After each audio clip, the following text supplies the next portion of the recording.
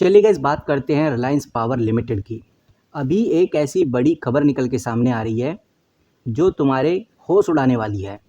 खबर है ED red को लेकर और मामला है लगभग 3000 करोड़ रुपए के फ्रॉड का। तो समझेंगे कि भाई बेसिकली ये बड़ी खबर क्या है और क्यों आज रिलायंस पावर का स्टॉक लगभग 5% तक नीचे चला गया, लोअर सर्किट लग गया। इसके पीछे का रीज़न क्या है। इतना ही नहीं, हम ये भी समझेंगे कि रिलायंस पावर और रिलायंस इंफ्रा ने क्या बड़ी बात कही है इस ईडी रेड को लेकर, तो इस चीज़ को भी हम समझने वाले हैं। इतना ही नहीं, हम देखेंगे कि जो यस बैंक है, बिल्कुल सही सुन रहे हो गाइस आप, जो यस बैंक है उसका क्या कनेक्शन है इस बड़े फ्रॉड में, इसको भी हम समझने वाले हैं। तो ओवरऑल अगर हम मुद्दा समझें तो साफ नज़र आता है कि अनिल अंबानी ग्रुप की कुछ पुरानी कंपनी जैसे रिलायंस कम्युनिकेशन हो गया, रिलायंस होम फाइनेंस हो गया, इनके खिलाफ ईडी ने 3000 करोड़ लोन फ्रॉड के केस में रेड की है। और ये जो केस है कोई पुरानी ट्रांजैक्शन 2017-2019 के बीच में की थी, उससे जुड़ी हुई ये रेड है। अब यहाँ पर ईडी ने किस तरह से इस रेड को अंजाम दिया।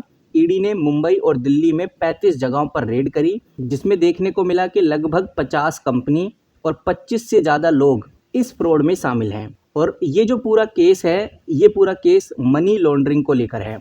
मनी लॉन्ड्रिंग का मतलब यही है कि गलत तरीके का जो पैसा है उसको घुमाकर यूज़ करना। अब यहाँ पर दो बड़ी कंपनीज यानी कि रिलायंस पावर और रिलायंस इंफ्रा ने अपना स्टेटमेंट दे दिया है। दोनों कंपनीज ने स्टॉक एक्सचेंज को एक क्लियर और क्लियरिफिकेशन स्टेटमेंट दिया है। उनका सीधा कहना है कि हमारा रिलायंस कम्युनिकेशन और रिलायंस हाउस फाइनेंस लिमिटेड से कोई भी लेना देना नहीं है और ईडी की रेड से हमारी कंपनी के ऑपरेशन या फ्यूचर ग्रोथ पर कोई इम्पैक्ट नहीं पड़ेगा। और ये सब जो केस आज हमें देखने को मिल रहे हैं, ये 10 साल पुराने केस हैं, जिसमें से कुछ तो ऑलरेडी सुप्रीम कोर्ट में रिसॉल्व हो चुके हैं।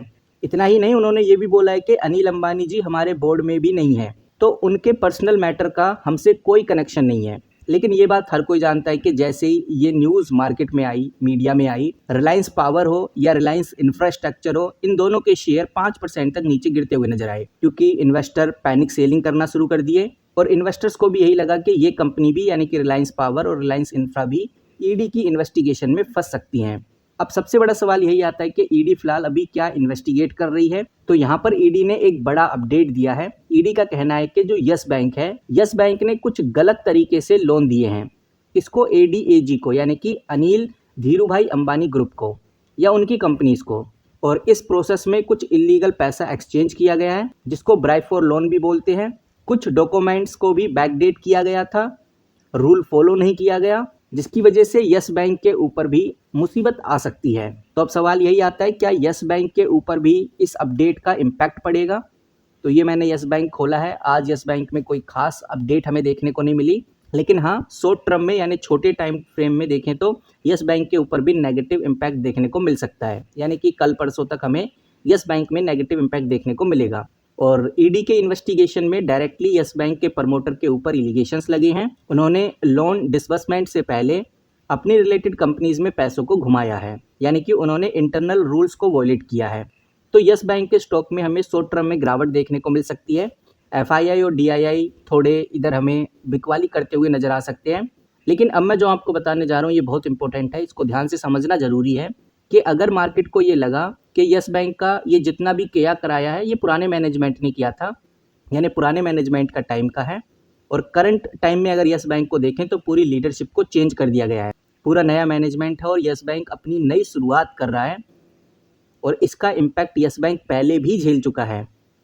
तो कहने का मतलब ये है कि यस बैंक के ऊपर लिमिटेड हमें डाउनफॉल देखने को मिलेगा या फिर शॉर्ट टर्म में डाउनफॉल देखने को मिलेगा। इतना ही नहीं, रिलायंस पावर और रिलायंस इंफ्रा भी बिल्कुल क्लियर कर रहे हैं कि उनका भी कोई लेना देना नहीं है, उनका भी पुरानी कंपनी से कोई भी जुड़ाव आज के टाइम पे नहीं है।